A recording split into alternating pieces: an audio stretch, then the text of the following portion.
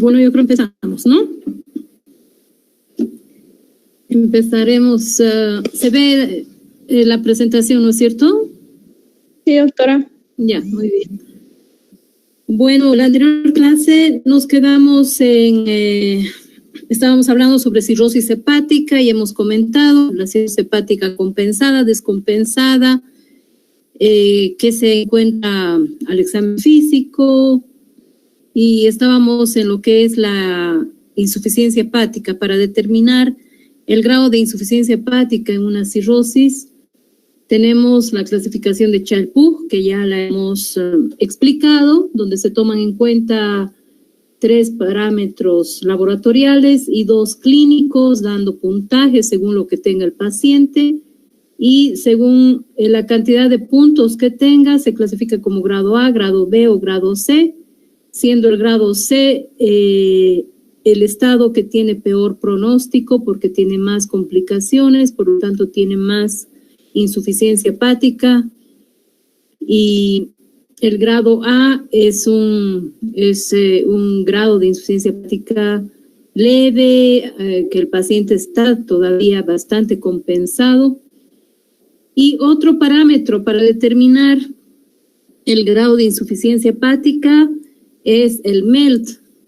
El MELT, donde vemos que principalmente este parámetro se determina para ver si el paciente tiene que ir a un trasplante hepático. Entonces, el MELT mide la severidad de la enfermedad hepática crónica, sirve para predecir la mortalidad a los 90 días que vienen a ser 3 meses, y se mide el MELT para determinar si ese paciente requiere ya un trasplante de hígado. Utiliza valores séricos de bilirrubina, creatinina y del INR, y esta es la fórmula.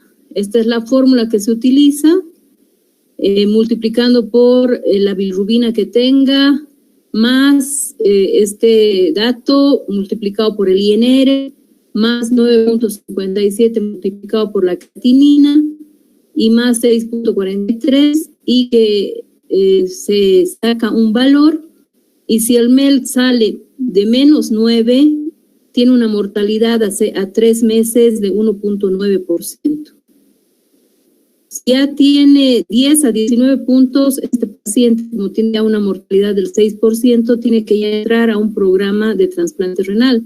En países donde hay trasplante renal, como Chile, Brasil, Argentina, este paciente ya entra al plan, a la espera de un trasplante de hígado. Y si tiene 20 a 29, si tiene 25 de MELT, es un paciente que ya tendría que ser trasplantado, y mucho más con estos valores más altos. Hablando de la hipertensión portal, que es la consecuencia principal de la cirrosis hepática, decimos que habla de hipertensión portal cuando hay un aumento del gradiente de presión venoso hepático. Esta hipertensión portal se produce porque en este estado cirrótico, donde hay fibrosis, donde hay nódulos de regeneración, necrosis, va a haber un aumento de la resistencia vascular intrahepática y del flujo sanguíneo en el sistema venoso porta. Esto va a ocasionar un aumento del gradiente de presión, lo que va a llevar a una formación de circulación colateral portosistémica, ¿no? Que se va a manifestar con esplenomegalia, con la presencia de circulación colateral en el abdomen, con la presencia de varices esofágicas, varices gástricas, y va a dar como consecuencia también esta hipertensión portal la ascitis, la encefalopatía hepática, la hemorragia por las varices. Entonces, se ha visto de que se forman varices esofágicas cuando este gradiente de presión está por encima 10 milímetros de mercurio, y estas varices llegan a sangrar cuando este gradiente se eleva a más de 12 milímetros de mercurio, porque se rompen, se erosionan estas varices y van a sangrar. Entonces, una consecuencia de la encefalopatía, o mejor dicho, de la hipertensión portal, es la encefalopatía hepática. Esta encefalopatía hepática, que es la alteración de conducta y de conciencia en el paciente cirrótico, se desencadena en insuficiencia hepática grave, en una insuficiencia hepática fulminante, ¿no es cierto? Que ya hemos avanzado también ese tema, o cuando hay una insuficiencia hepática cirrótica avanzada, o cuando hay anastomosis portosistémicas. Por ejemplo, se hace una cirugía para la hipertensión portal, que es la cirugía, la derivación porto-cava. En este tipo de derivación, este tipo de cirugía, hay posibilidad de que haga encefalopatía hepática frecuentemente. Por eso esta cirugía ya no se la realiza. Y también vamos a ver con el TIPS, que es un shunt que se hace por vía radiológica para bajar la presión portal. También tiene como consecuencia la presencia de encefalopatía hepática. A eso se refiere también esto. Entonces, cuando un paciente con cirrosis tiene o hace encefalopatía hepática, este es un dato de mal pronóstico. Indica que ese paciente va a tener una supervivencia de 43% al año con el primer evento de encefalopatía y 25% a los 3 años. Entonces, en la encefalopatía hepática va a haber alteraciones de conducta, neurológicas, alteraciones en laboratorio y que generalmente es reversible. Es reversible mientras tenga una insuficiencia hepática leve, moderada, no esté con una cirrosis terminal.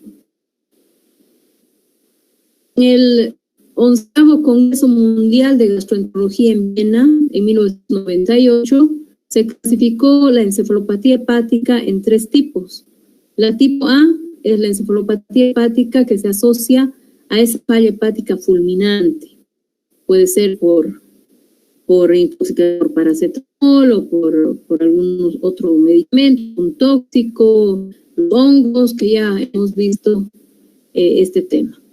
El tipo 2, encefalopatía hepática asociada a derivación portosistémica quirúrgica, o el TIPS, es en inglés, la sigla TIPS es en inglés, y en español es PPI, que es derivación percutánea portosistémica intrahepática. Es un procedimiento que se realiza por radiología intervencionista para bajar la presión portal.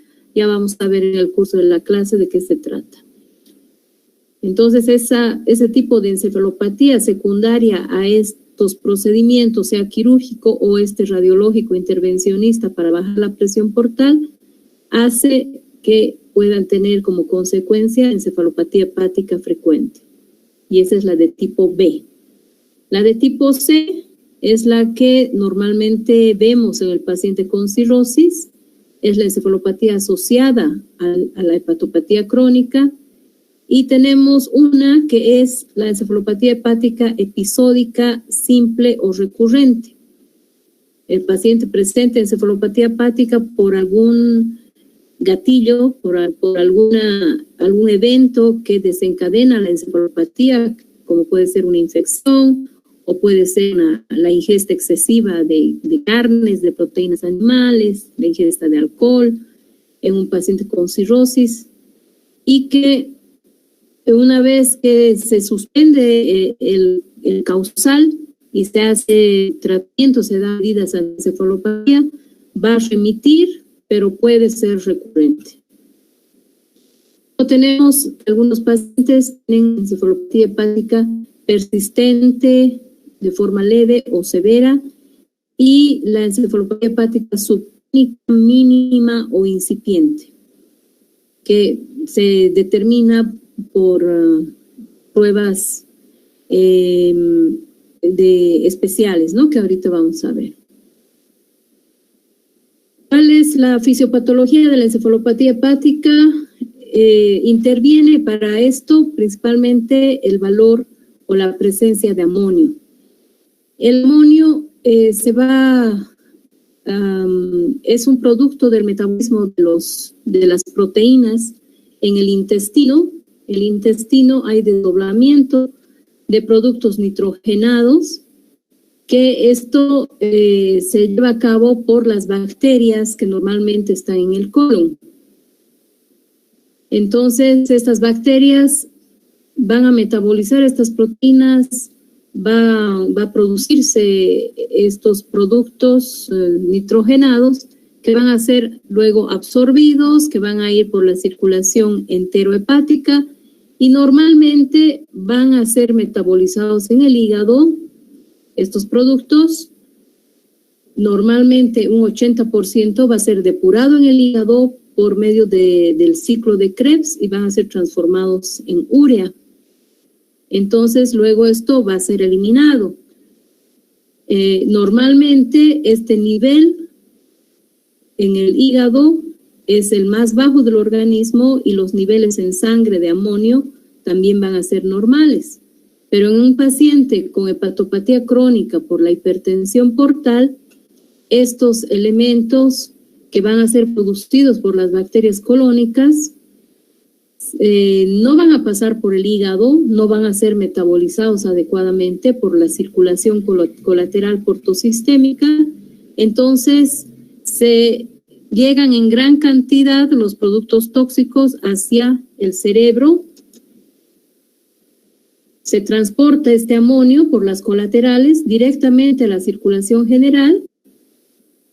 Entonces, en el cerebro, los astrocitos normalmente se encargan de la detoxificación del amonio en el sistema nervioso central. Convierten este amonio en glutamina. Pero en el paciente con hipertensión portal, como llega gran cantidad al cerebro de este amonio, porque no ha sido metabolizado en el hígado, llega por la circulación colateral, como hemos dicho, entonces hay gran cantidad también de glutamina. Entonces, esta glutamina se intercambia con los aminoácidos de cadena ramificada, que no son tóxicos, y con los aminoácidos aromáticos, que son tóxicos, y luego van a eliminarse hacia el plasma. Pero en el paciente con hipertensión portal, como hay gran concentración de glutamina, entonces va a haber mayor cantidad de aminoácidos aromáticos, que son tóxicos, y además de esto va a formar los falsos neurotransmisores como la octopamina y otros neurotransmisores como el GABA, como va a haber un aumento de la serotonina. Entonces esto va a afectar, el GABA va a disminuir el nivel de conciencia. Si hay un aumento de la serotonina, va a haber alteración del sueño vigilia. Estos pacientes duermen de día y están despiertos de noche. Luego van a reemplazar estos falsos neurotransmisores, van a reemplazar a los verdaderos transmisores en el cerebro.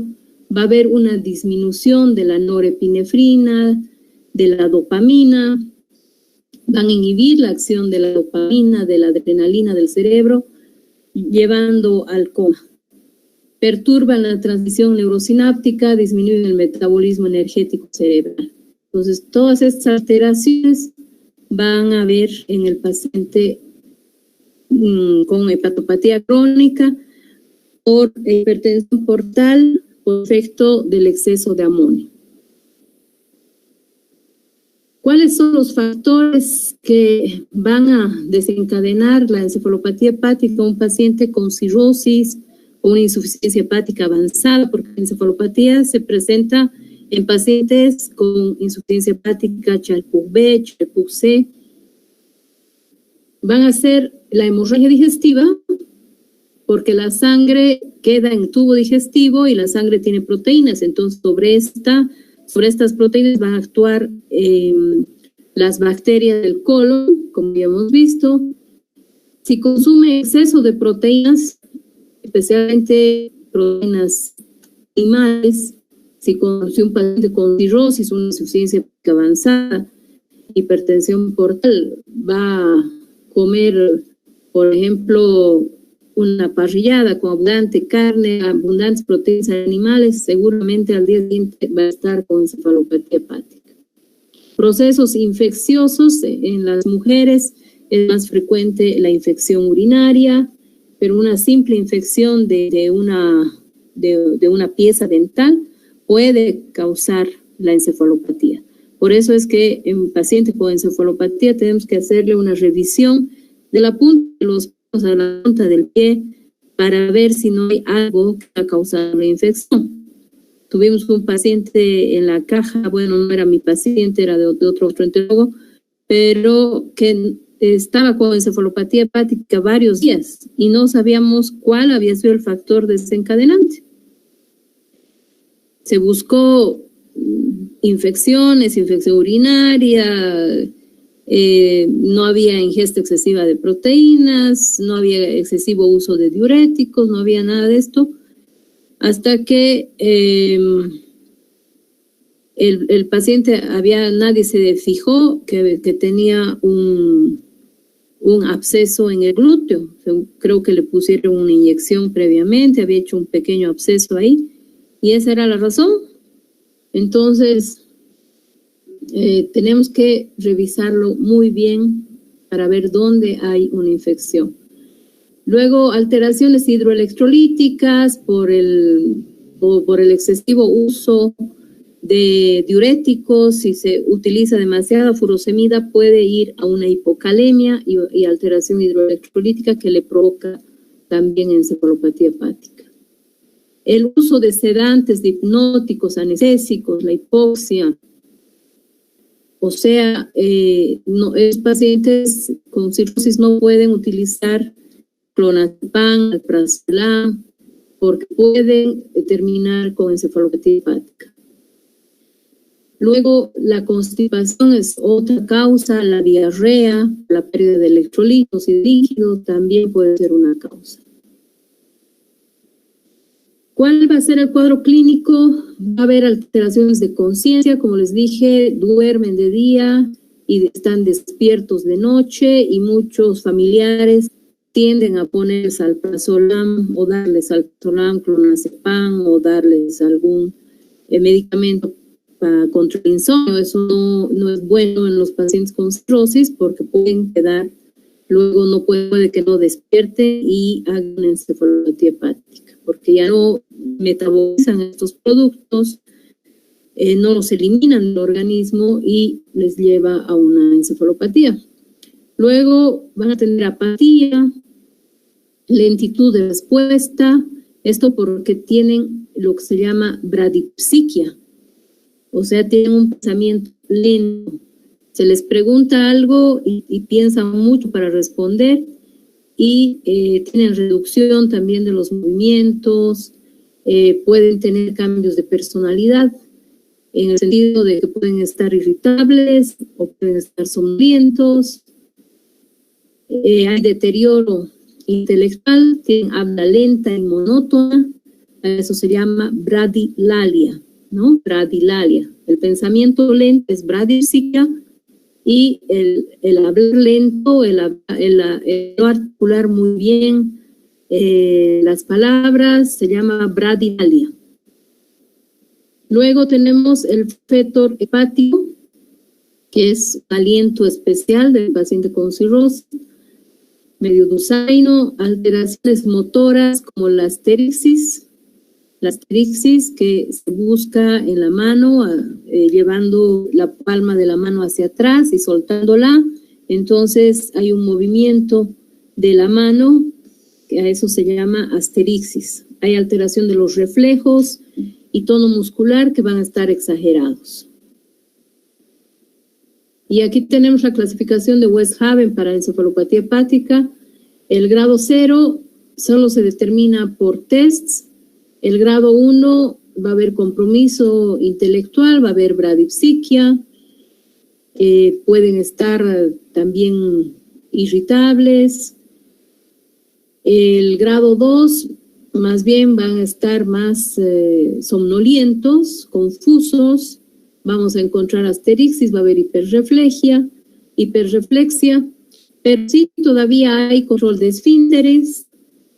En cambio, en el grado 3 ya va a haber una somnolencia mayor y el lenguaje va a ser totalmente incoherente si es que todavía no pueden responder, pero en general, mayormente estos pacientes ya están en un coma superficial, no responden a las preguntas y solamente responden al estímulo doloroso.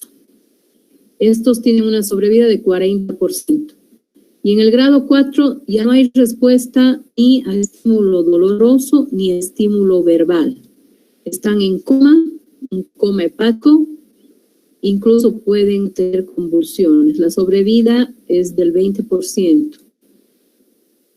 Estos son los tests psicométricos que les hablo para encefalopatía incipiente, que es indicar al paciente que marque una línea, puede ser de números correlativos o entre números pares o entre números impares.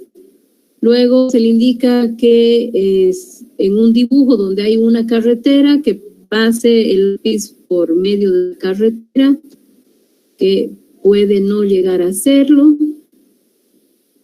También se le puede decir de que sume números simples o de que reste números simples, puede no hacerlo. Y también pues hay que ver que está orientado en tiempo, persona y espacio, que ya saben ustedes cómo se hace. También se puede hacer determinación del amonio en sangre. Y esto puede ser útil para determinar de que es alteración de conciencia por hepatopatía crónica e hipertensión portal, pero el nivel de este amonio en sangre no está relacionado con el grado. Luego le pedimos el perfil con el grado de encefalopatía hepática, ¿no? El grado de encefalopatía hepática lo determinamos por la clínica. Luego pedimos el perfil hepático para saber en qué grado de insuficiencia hepática está y pues tienen una insuficiencia hepática avanzada ellos, ¿no? Se hace estudio de líquido cefalorraquídeo para descartar otro tipo de patologías del sistema nervioso central. El electroencefalograma igualmente nos va a hacer diagnóstico diferencial con las enfermedades, encefalopatía hepática. Está también anormal y es frecuente encontrar paroxismos de ondas lentas trifásicas sobre un trazado de base en LENSI. Se pide laboratorios de rutina, química sanguínea, hemograma, electrolitos, para determinar si hay alteración hidroelectrolítica o si hay leucocitosis o algún dato que nos indique que hay un proceso infeccioso. Pues como les digo, tendremos que buscarlo, pedir examen general de orina, pedir urocultivo, hemocultivo, lo que veamos conveniente. El tratamiento se basa en la reducción de la producción y absorción de estas toxinas derivadas del tubo digestivo. Entonces, primordialmente bajar el nivel del amonio y también determinar la causa, ¿no? Buscar si ha sido hemorragia digestiva, si ha habido exceso de consumo de proteínas, si tiene alguna infección, buscar esto y corregir, porque si es que nada más le damos medidas antiencefalopatía hepática, puede ser que salga, pero si no corregimos el evento que ha causado la encefalopatía, va a volver a presentar la encefalopatía. Entonces tenemos que buscar la causa y tratarla.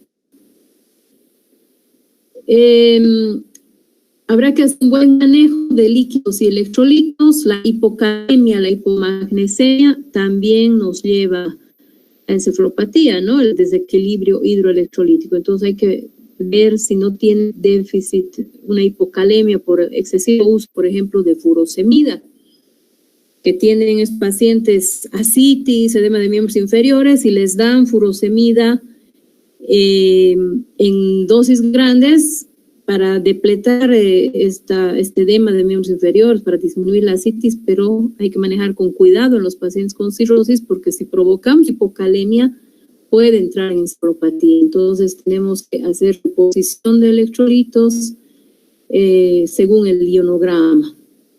Luego, evitar las infecciones. Si tiene tenido una hemorragia por varices, las guías dicen habrá que darle ceftriaxona 1 gramo cada día.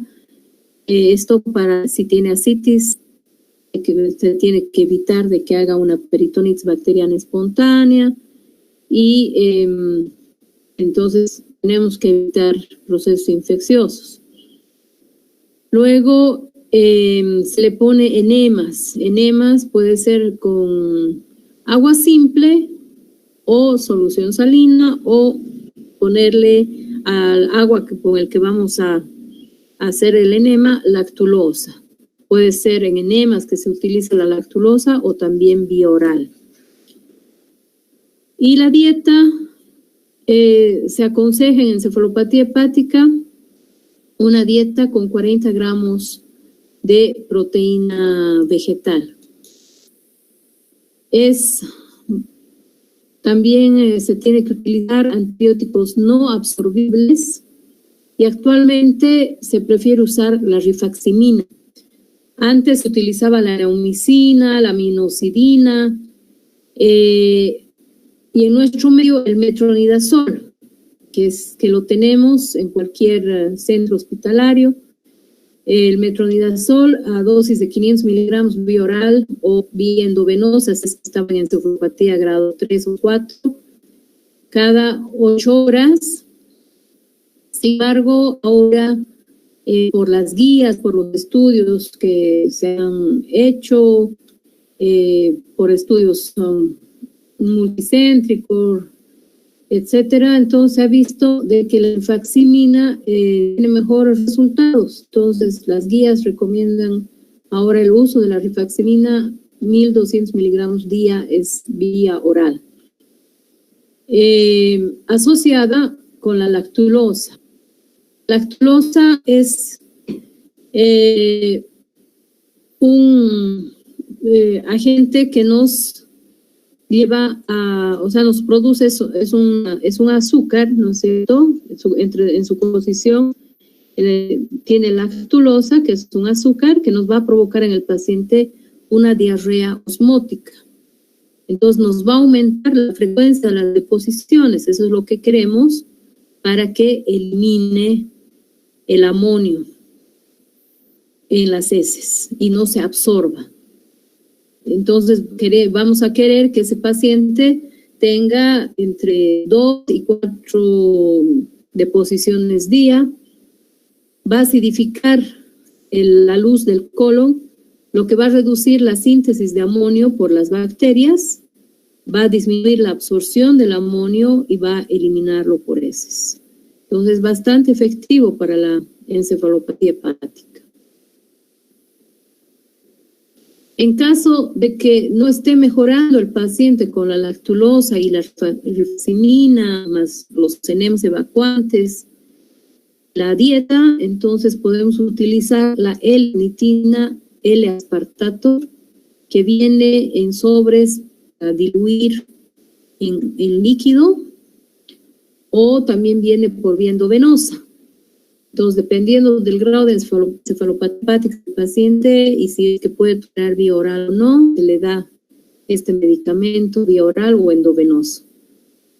La L-ornitina, L-aspartato proporciona un sustrato para la síntesis de urea y el metabolismo de la glutamina.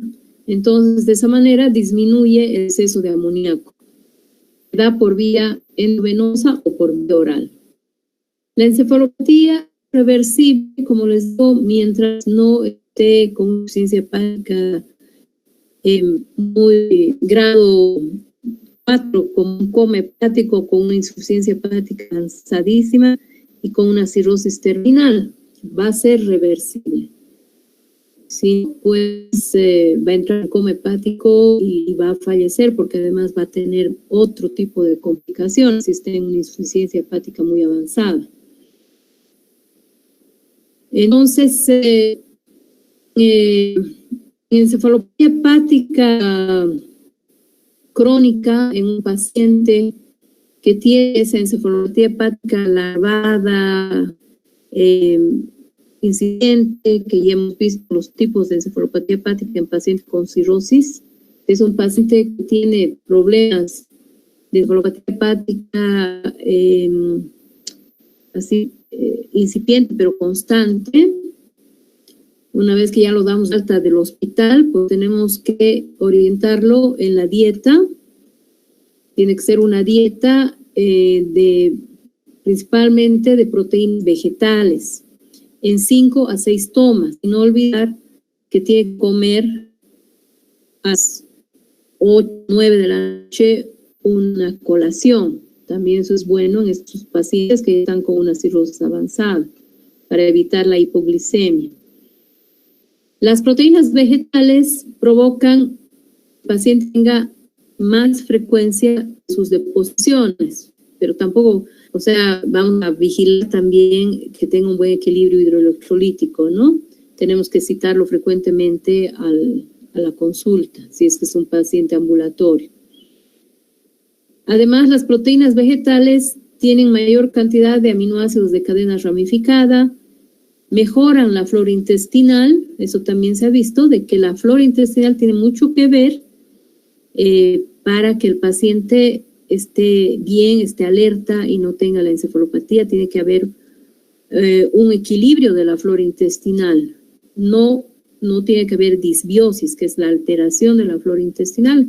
Incluso se están haciendo estudios con el uso de probióticos para mejorar la flora y que esos pacientes estén más estables. Y también estas proteínas vegetales, esta dieta hace de que haya mayor incorporación del nitrógeno a la masa fecal, ¿no es cierto? Que se elimine. Y además en estos pacientes, aquí falta poner aquí lactulosa. Estos pacientes con encefalopatía hepática crónica, en su casa tienen que tomar lactulosa, 10 cc, o sea, una cucharada, cada día o 12 horas. Y si no hay muy buena respuesta, en los momentos en que no hay buena respuesta, se les indica la rifaximina también, rifaximina, unos 10 días y luego nuevamente se tiene que continuar solo con lactulosa y la dieta. En caso de que no haya respuesta, esté con coma hepático, tendría que ir a un trasplante hepático para que sobreviva, cosa que en nuestro país no hay todavía. Bueno, hablando de la ascitis, que es la otra complicación por hipertensión portal, tenemos que los pacientes con cirrosis hepática tienen un estado circulatorio hiperdinámico con vasodilatación periférica que va a disminuir el volumen sanguíneo arterial efectivo, y esto va a provocar la activación de sistemas neurohumorales como la activación del sistema renina, angiotensina, aldosterona. Va a aumentar el factor natriurético, esto va a disminuir el sistema calicreína, va a haber disminución de la prostaglandina renal 2. Todo esto va a llevar a un aumento de la reabsorción tubular de sodio y a una retención de sodio con consiguiente retención de líquido. Además, para la formación de la ascitis también interviene el aumento de la linfa hepática e interviene la disminución de la presión oncótica, porque estos pacientes tienen una síntesis disminuida de albúmina y por lo tanto tienen hipoalbuminemia. Entonces, todos estos factores van a hacer que se produzca la ascitis. Y es así como se ve el abdomen del paciente con cirrosis, un abdomen globoso, El resto del cuerpo, fíjense, es un paciente delgado, que no tiene musculatura y está con hiperpigmentación en la cara, aquí ven también, tiene ginecomastia, no tiene vello en el pecho, seguro que tampoco tiene en las axilas, no tiene vello pubiano, no tiene esa imagen romboidal del vello pubiano, sino más bien va a ser de tipo ginecoide.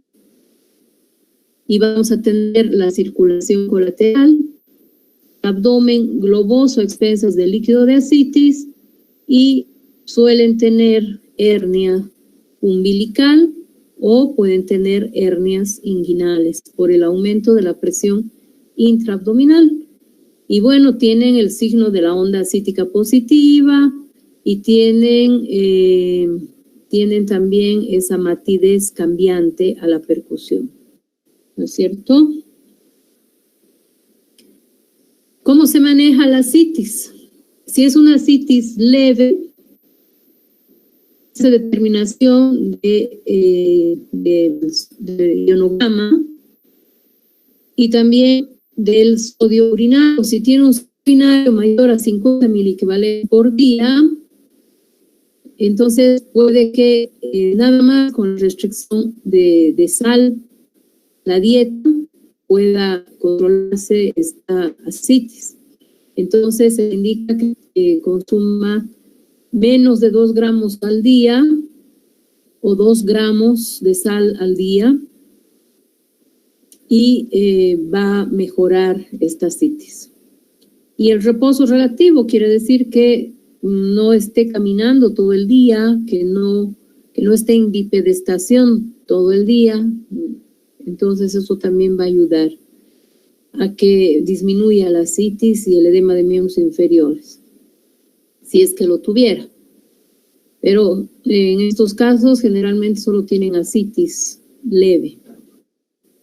Y en caso de que además tenga un sodio sérico bajo y este paciente tiene ascitis, más edema de miembros inferiores, y eso se considera como una hiponatremia funcional, entonces habrá que restringirle también líquidos, indicarle que consuma 1000 a 1500 de líquido día. Si el sodio urinario está de menos de 50 miliequivalentes día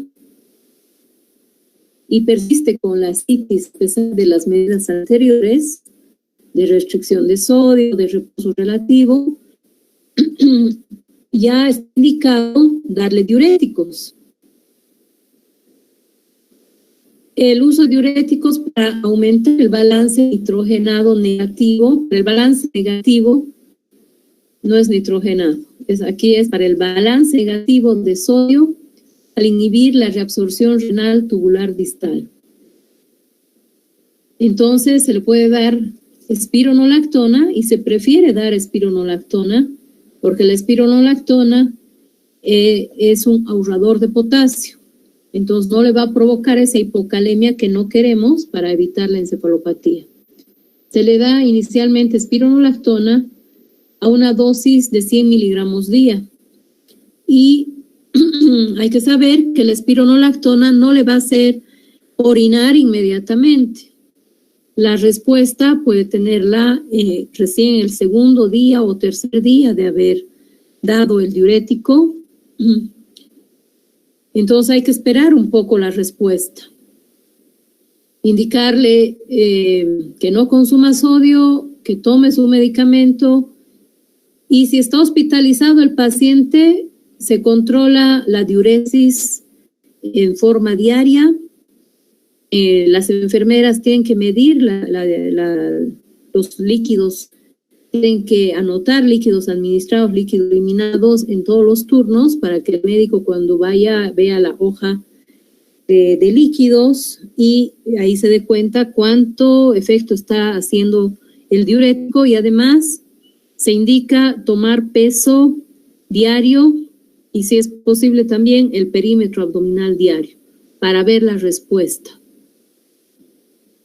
a los diuréticos. En caso de que no estuviera respondiendo, no estuviera eliminando los líquidos, no estuviera perdiendo peso el paciente, entonces se puede aumentar la dosis de espironolactona hasta 400 miligramos día. Y además se puede asociar con furosemida. Si no hay respuesta solo a la espironolactona, se asocia con furosemida, y también la furosemida se puede ir aumentando la dosis según respuesta, pero también haciendo control diario de los electrolitos y sobre todo de la función renal, porque tenemos que manejar de forma adecuada los diuréticos, el equilibrio hidroelectrolítico y evitar de llevar a este paciente a un síndrome hepatorrenal, a una alteración de la función renal. Entonces, ¿cómo vamos a valorar la respuesta a los diuréticos? Si está con edema de miembros inferiores, además de ascitis, lo que tenemos que esperar con los diuréticos y todas las medidas que tomamos es que el paciente pierda 1 kilo de peso día con ascitis y edema de miembros inferiores. Es decir, tiene un síndrome ascítico hepatoso.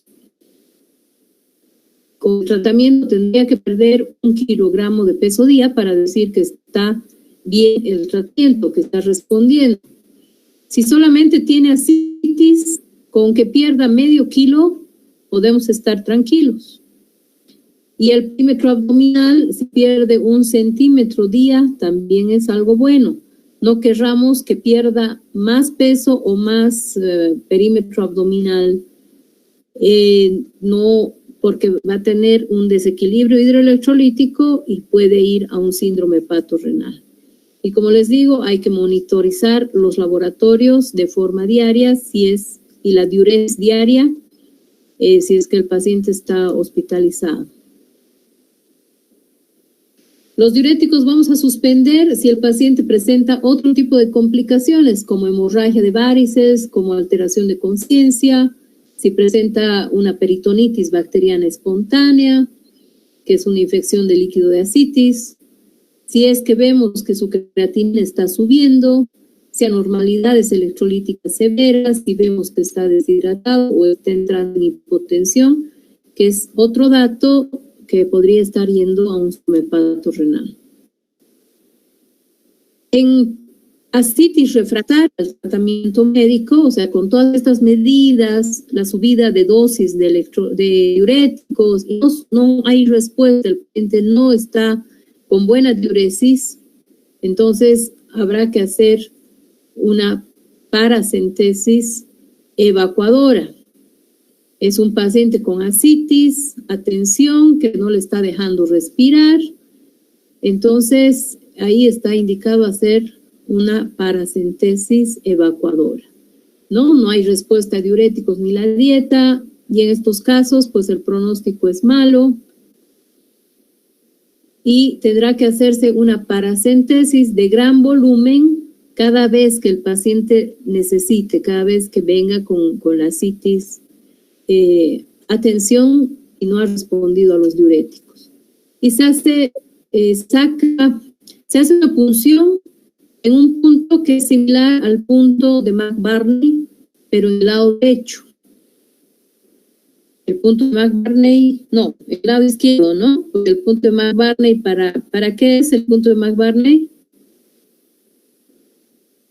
Chicos. Apendicitis. Apendicitis, ¿no? El apéndice está en el lado derecho. Entonces, esta punción se hace en el lado izquierdo, en un punto similar al punto McBurney, o sea, una línea que va del ombligo a la espina anterior superior, se divide en tres partes, y en la unión del tercio inferior con el tercio medio, generalmente es ahí el punto donde hay que hacer la punción con una bránula gruesita, claro, haciendo primero la asepsia, la antisepsia con guantes estériles. Hay que tener mucho cuidado de no meter infección al líquido de ascitis. Se introduce esa cánula y se conecta a un equipo de suero y a un frasco. Y el líquido va a salir a presión por gravedad. Entonces, tenemos que el paciente tiene que estar con soluciones, ¿no? Con una vía periférica, y a través de la vía periférica, si se ha sacado menos de 5 litros, se le pone Dextran 70, 100 cc por cada litro. Pero si se saca más de 5 litros, que es lo que generalmente sacamos, de 5 a más litros, se le tiene que reponer albúmina, pasarle albúmina 8 gramos por litro. Entonces, más o menos son 2 frascos que se le pone de albúmina de forma junta. Mientras está saliendo el líquido, se le va pasando la albúmina para que no haya una descompensación y no haga un síndrome hepatorenal. En caso de que de todas maneras haga ascitis a tensión muy frecuentes, otro método para evitar que haga estas ascitis es el TIPS, ¿no? Esa derivación percutánea portosistémica intrahepática, que esto es para bajar la presión portal, pero tiene ese efecto colateral de que puede dar encefalopatía. También se puede hacer una derivación peritoneo-venosa de Levin y suspender. En estos casos se tiene que suspender los bloqueadores beta no selectivos y evitar los AINES, porque también esto es para reducir la excreción urinaria de sodio e inducen azotemia. O sea, pueden llevar a una injuria, a un daño renal. Bueno, hablando de otra complicación, que es el sangrado por varices esofágicas. En todo paciente que se le diagnostica cirrosis o que se sospecha cirrosis, tenemos que pedir una endoscopía digestiva alta para valorar si es que tiene varices. Entonces, ante la sospecha clínica de cirrosis es recomendable realizar endoscopía de cribado, ¿no? Detección de varices. En la endoscopía debe registrarse la presencia o ausencia de varices, el tamaño de las mismas, su localización, su extensión, y tenemos que valorar también el fondo gástrico porque ahí también pueden haber varices, y también tenemos que determinar datos de que esas varices puedan llegar a sangrar. Estos datos de que estas varices puedan romperse, pueden erosionarse y sangrar, es la presencia de signos rojos, son unas manchitas rojas sobre las varices. Pueden haber también especie de telangiectasia sobre las varices, que eso también es un dato de riesgo de que estas varices se rompan, o los hematoquistes, ¿no? Que son como unos quistes de sangre que se encuentran en las varices, que se llaman hematoquistes. Entonces, esos datos tenemos que valorar para ver si ese paciente tiene gran riesgo de sangrar, pues hay que hacerle una ligadura de las varices para que no sangre. Se definen como pequeñas las varices que se aplanan o colapsan cuando se examinan con el esófago distendido a plena insuflación. O sea, cuando estamos haciendo la endoscopía, introducimos aire para avanzar el endoscopio porque el esófago es un tubo, ¿no es cierto? Entonces, lo ensanchamos un poquito el esófago para introducir el endoscopio, y al introducir aire, si las varices que están en el tercio inferior del esófago se aplanan, quiere decir que son varices pequeñas. Pero si todavía se ven, a pesar de meter aire, se las llama varices grandes. Actualmente, la La clasificación de las varices, según el consenso de Babeno. Babeno es una reunión de expertos en hipertensión portal que se realiza en Italia cada 2 años y que ahí determinan cuál va a ser la guía de manejo de la hipertensión portal y de manejo de hemorragia de varices, ¿no? Entonces ellos han indicado de que las varices ahora tienen que hablarse de varices pequeñas y varices grandes. Un parámetro de laboratorio muy frecuentemente asociado a la presencia de varices es la trombocitopenia o plaquetopenia. En cirrosis compensada, una cifra de plaquetas inferior a 150.000 por milímetro cúbico se asocia de manera independiente a la presencia de varices en la endoscopía, ¿no? Entonces hay que tomar en cuenta esa situación. Que es un paciente que tiene plaquetas bajas, pues es muy probable que tenga varices, que tendríamos que confirmar por endoscopía. ¿Y por qué tiene trombocitopenia? El paciente con cirrosis. Por el hiperesplenismo. Por el hiperesplenismo, porque tiene esplenomegalia, ¿no es cierto? Y la esplenomegalia es un signo de hipertensión portal. Entonces, por eso esto vendría a ser algo lógico. Pero muchas veces no nos fijamos, no prestamos atención. Entonces, el hecho de que tenga trombocitopenia ya nos indica que es seguro que ese paciente tenga varices. En Estados Unidos mueren 30.000 personas por insuficiencia hepática crónica y por lo menos un tercio desarrollan hemorragia digestiva varicosa. Y aquí ven la presencia de varices grandes y estas son varices gástricas que se ven en el fondo gástrico y aquí está el mismo endoscopio que está entrando al estómago, ¿no? Y podemos tener varices esofágicas, varices esófago-gástricas o podemos tener varices gástricas aisladas. Estas son varices esofágicas pequeñas. Está mal. Está fallando mi mouse. Entonces aquí ven la primera, las varices esofágicas pequeñas que se aplanan la insuflación, nada más como unas líneas plásticas, ¿no? Aquí ven las varices pequeñas, acá y aquí. En cambio, acá ya son los otros cordones, son varices grandes, ¿no? Estas son varices grandes. Y esta tiene una úlcera post-escleroterapia. Esta es una varice gástrica, del fondo gástrico, que a la que está inyectando cianoacrilato. El tratamiento para la varice gástrica es la inyección de cianoacrilato para hacerla desaparecer. Y esta es una imagen de una gastropatía hipertensiva, donde ven esta imagen típica como piel de serpiente.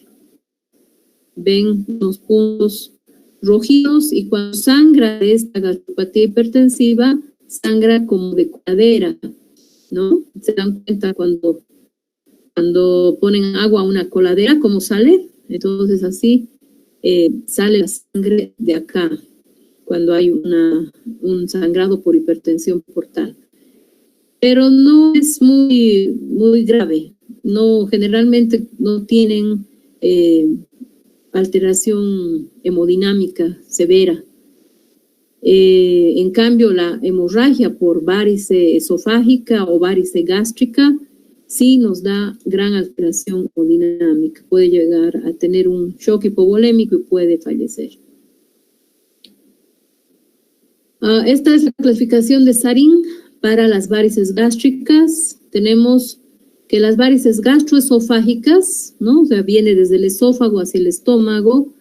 Podemos hablar de las de tipo 1 y las de tipo 2. La de tipo 1 son varices esofágicas y que se continúan con las varices gástricas que se extienden de 2 a 5 centímetros por debajo de la unión gastroesofágica sobre la curvatura menor del estómago y suelen ser rectas, ¿no? Sobre la curvatura menor. Y las de tipo 2 se extienden más allá de la unión esófago-gástrica hacia el fondo del estómago y suelen ser largas y sinuosas y son bastante, hay que temer que sangren estas varices. Las varices gástricas aisladas, que estas pueden presentarse por hipertensión portal, por la cirrosis, pero también suelen presentarse por una trombosis de la vena esplénica posterior a una pancreatitis severa. También pueden aparecer estas varices gástricas aisladas. La de tipo 1 se localiza en el fondo del estómago, cerca del cardias, ¿no? Acá está. Y las de tipo 2 son varices ectópicas presentes en el estómago o en el duodeno. Entonces, estas son las de tipo 2, que son varices gástricas aisladas. Es importante, entonces, hacer el diagnóstico de varices por endoscopía cuando se tiene un paciente con cirrosis y evitar el primer evento de hemorragia. Si vemos que tiene varices que antes se llamaban grado 2, grado 3 y ahora son las varices grandes, la prevención se la hace dándole beta bloqueantes, como se le puede dar propranolol, nadolol, y actualmente se prefiere el carvedilol. Es mejor tolerado por los pacientes con cirrosis, el carvedilol. Estos disminuyen la presión portal al disminuir el flujo sanguíneo esplácnico y, por lo tanto, también disminuye el flujo a nivel de las colaterales portosistémicas. Disminuye el flujo a nivel de las varices y hace que no sangren. El bloqueo beta 1 reduce el gasto cardíaco y causa vasoconstricción esplácnica por activación refleja de los receptores beta adrenérgicos de la circulación esplácnica. Y el bloqueo beta 2 induce a vasoconstricción esplácnica y sistémica. Todo esto hace de que baje la presión portal y baje este flujo, ¿no es cierto? Que es lo que queremos. Ahora, ¿qué dosis se utiliza? Se utiliza una dosis. Primero tenemos que, antes de dar este tipo de medicamentos, tenemos que tomar la presión, o sea, los signos vitales al paciente, ¿no? Y si tiene una frecuencia cardíaca, digamos, de 75, se le tiene que dar una dosis que baje esa frecuencia cardíaca en un 25%. O sea, más o menos 15 milímetros de mercurio, ¿no? Menos 75 menos 15, que tenga una frecuencia cardíaca de 60 con el uso del medicamento. Puede ser, antes más o menos usábamos el propranolol, medio comprimido en la mañana, medio comprimido en la noche. Y veíamos cómo estaba la frecuencia cardíaca.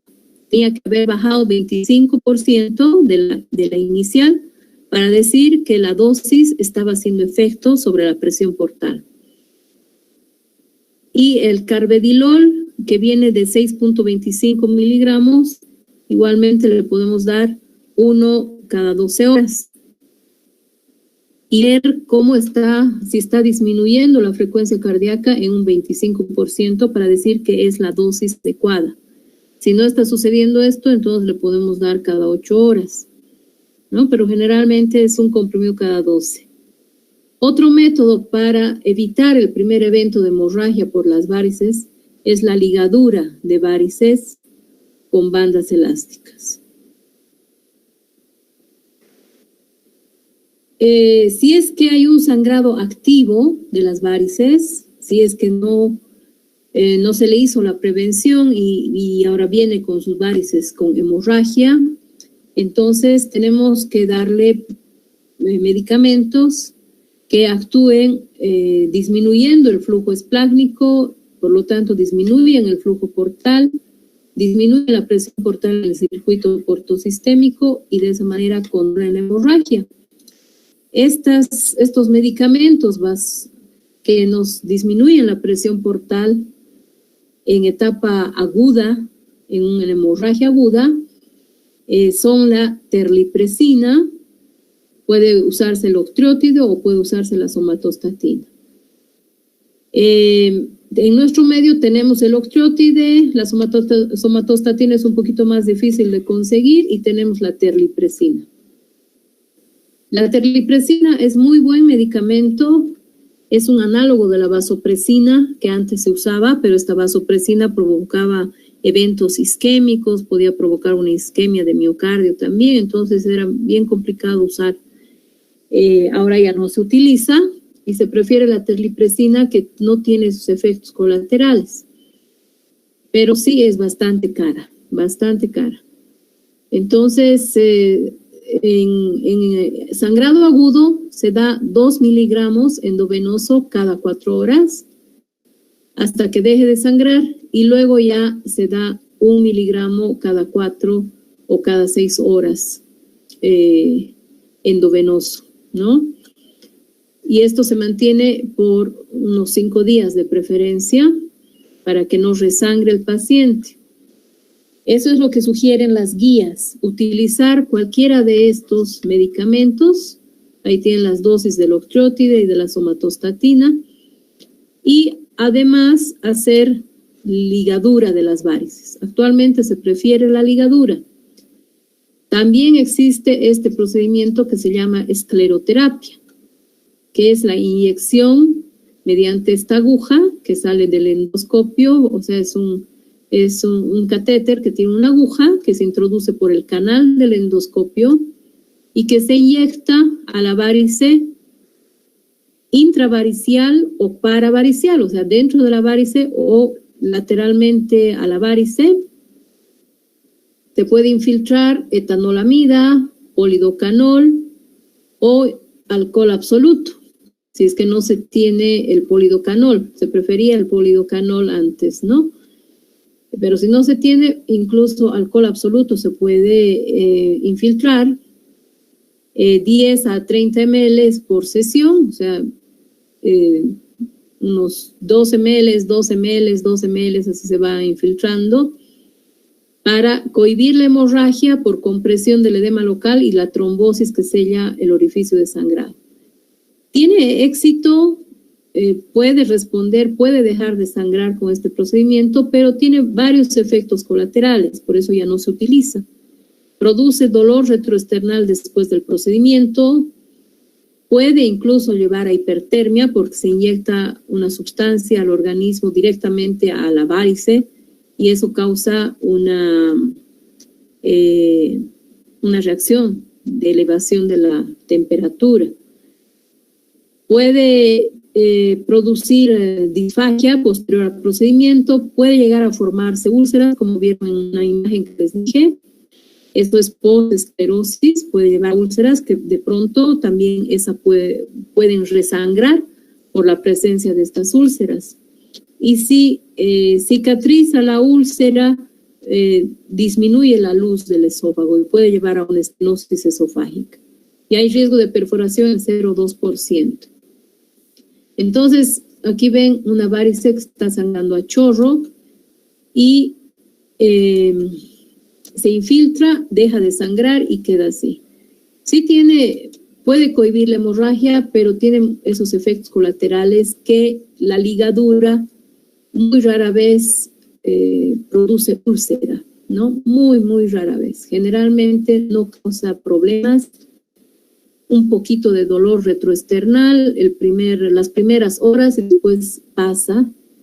Esto se realiza mediante un endoscopio donde se pone un capuchón que tiene esas ligas, diferente número de ligas, 6, 8 ligas puede tener, que se acerca el endoscopio a la varice, se succiona, ¿no? Se aspira y luego se suelta la liga para provocar una especie de torniquete alrededor de la varice, que luego esta varice se va a necrosar, se va a caer y va a cicatrizar bien el esófago, la mucosa del esófago va a cicatrizar. El éxito es del 97%, se pueden colocar 5 a 8 bandas por sesión tiene menos complicaciones, es un tratamiento de elección para varices sangrantes y también se utiliza para erradicar las varices. Después de que se ha cohibido la hemorragia, a las 2 semanas se puede volver a hacer el procedimiento y volver a poner las ligas si es que hay todavía varices en el esófago, ¿no? Y en una sola sesión, o sea, en una sola endoscopía, se pueden poner 6 ligas, como dice aquí, u 8 ligas por sesión. Ahora, si es que es un paciente que está en el campo y no tienen endoscopio todavía ahí, tienen que trasladarlo a Cochabamba, a un hospital donde le hagan la endoscopía como un método para salvar al paciente. Podrían utilizar la sonda de Sengstaken-Blaymore, que tiene 2 balones, el balón esofágico y el balón gástrico. Y esta, por acá, se insufla el balón esofágico, por el otro lado se insufla el balón gástrico, ¿no? Y lo del medio sirve para aspirar. Ustedes ven que en la punta de la sonda hay unos orificios. Entonces, por esos orificios se va a aspirar el contenido gástrico. Esto entra por la nariz y se introduce hasta el estómago. Ya cuando está en el estómago, se insufla este balón con 200 cc de aire y este otro se insufla con unos 60 cc más o menos. Y luego se conecta, esta parte se conecta a un esfigmomanómetro, a un tensiómetro que le sacan la gomita, ¿no? Y ahí donde le sacaron la gomita ponen esto y va a medir la presión, o sea, va a subir el mercurio y el mercurio tiene que subir a 35 milímetros de mercurio. Eso es lo máximo de presión a la que tiene que estar insuflado el balón esofágico para no provocar necrosis de la mucosa esofágica, para no provocar dolor ni perforación, complicaciones, ¿no? Y se mantiene por 24 horas nada más. Se asegura bien en la nariz y antes poníamos un casco de jugador de fútbol americano o de béisbol para asegurar, porque como son pacientes con hemorragia pueden entrar en encefalopatía y pueden querer jalarse la sonda. Entonces, para evitar eso, se ponía el casco y se amarraba con una tela adhesiva al casco, esta parte, y así no se lo sacaba. Y con eso ya pueden llevarlo a un centro de endoscopía al paciente estable, hemodinámicamente ya sin sangrado, y hacerle luego la ligadura. Ahora, cuando se hace ligadura o se hacen procedimientos de endoscopía y sigue sangrando el paciente, se puede utilizar este stent que se pone en el esófago. Es un stent, es una prótesis cubierta, ¿no? Como ven, que se coloca en el esófago distal bajo guía endoscópica como una terapia de rescate para cohibir la hemorragia refractaria. Entonces se le pone esto y posteriormente, como otra solución para que no sangre, es hacerle el TIPS, que aquí en Bolivia no tenemos el TIPS. Este es el TIPS, que es la derivación portosistémica percutánea intrahepática con guía fluoroscópica. Se llega a la vena hepática a través de la yugular. Entonces, por la yugular derecha se mete un catéter, se llega a la vena hepática, se pasa aguja por el parénquima hepático a vena porta, se dilata el tracto y se coloca un stent, una cánula autoexpandible, para conseguir un gradiente de menos 10 milímetros de mercurio entre la vena porta y la vena hepática, pero tiene también riesgo de oclusión por trombosis, por estenosis y tendencia a encefalopatía, ¿no? Esta es la imagen y es un stent que se coloca para bajar la presión portal y todo esto es por radiología. Y este TIPS, como ya hemos hablado antes, sirve para controlar una hemorragia refractaria a todos los tratamientos que hemos hecho, para profilaxis secundaria a hemorragia por varices en espera de trasplante de hígado. O sea, se le hace el TIPS y ese paciente va a trasplante. Tiene que ir a un trasplante. Se utiliza también en ascitis refractaria, porque bajando la presión portal esto también puede mejorar, y en el síndrome hepatorenal puede ser útil, pero tiene ese efecto de que puede provocar encefalopatía. Por último, puede hacerse también, si no hay posibilidad de hacer un trasplante y todavía podría hacerse alguna cirugía, se podría ver de hacerle mejor una derivación pleno-renal distal que tiene menos posibilidad de hacer encefalopatías. Y la prevención de episodios de hemorragias recurrentes con ligadura para erradicar las varices, se erradica las varices con otras sesiones de ligadura de varices, o además se le da carvedilol, ¿no? Se hace ligadura y también se le da carvedilol para evitar nuevos eventos de hemorragia recurrente. Terminaremos esto de las varices. La hemorragia varicosa aguda a menudo se asocia con infección bacteriana por translocación bacteriana intestinal y trastornos de la motilidad, por lo que es útil la antibiótico terapia profiláctica. O sea, todo paciente con cirrosis que sangra por varices tiene que recibir este tipo de antibióticos. Preferimos usar la ceftriaxona 1 gramo cada día por 7 días mientras está hospitalizado el paciente, y esto aumenta la tasa de supervivencia, evita las infecciones, ¿no? Es una terapia profiláctica. Y estos son esquemas en caso de emergencia por hemorragia de varices. Es lo mismo que hemos hablado, solamente que, digamos, más didáctico para ustedes. Se hace reposición de volumen si está con hemorragia digestiva, de transfusión sanguínea si requiere, o transfusión de plasma si el TP está prolongado, darle el antibiótico, darle la terlipresina, que es lo que se prefiere ahora, o estos otros, y hacerle la ligadura, ¿no? Se hace la endoscopía una vez que esté estable el paciente, hacerle la ligadura de varices, y si no se controla el TIPS, y si es incontrolable, se le pone el balón de forma transitoria para que luego se le haga el TIPS al paciente, y también pensar en que se haga trasplante de hígado. Y en un algoritmo, igualmente, el manejo, el sangrado, la endoscopía, si son varices esofágicas, la ligadura y los fármacos por 5 días. Y una vez que si no se controla, ponerle ese stent o el balón de Sengstaken-Mejor, y luego va a TIPS, y luego puede ir a cirugía o trasplante de hígado. También se le pone el medicamento, ¿no? En caso de varices gástricas, la endoscopía, y se le puede tratar con octreotide, o mejor dicho, con cianoacrilato, con el cianoacrilato para las varices gástricas, o en último caso también ir a TIPS o cirugía. Y ¿no? Y luego se hacen las ligaduras programadas para evitar la recidiva del sangrado. Y esto es lo último, creo. Si hacen una endoscopía a un paciente con cirrosis y todavía no tiene varices, se tiene que repetir la endoscopía en 2 a 3 años. No es hacer la endoscopía cada 6 meses. Puede llegar a formar varices todavía en 2 o 3 años. Entonces, eso tomar en cuenta.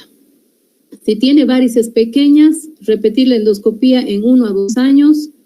Y si tiene varices medianas o grandes, beta bloqueantes para evitar el primer evento de hemorragia o ligadura, ¿no? Si ha sangrado, la terlipresina más ligadura, y para evitar el resangrado, el carvedilol más ligadura. Esto es de acá, de la Organización Mundial de Gastroenterología. Y para las varices gástricas se utiliza el cianoacrilato. Nada más. Mañana terminamos con síndrome hepatorenal y peritonitis bacteriana espontánea, y ya entramos a páncreas. Me extendí, ¿no? Bueno. No, doctora. Gracias, doctora. Bueno, por nada, mañana nos vemos. Mañana hablamos. Muchas Chao, gracias, chicos. doctora. Chao, que les vaya bien. Hasta mañana, doctora. Hasta mañana, doctora. Gracias. Por nada.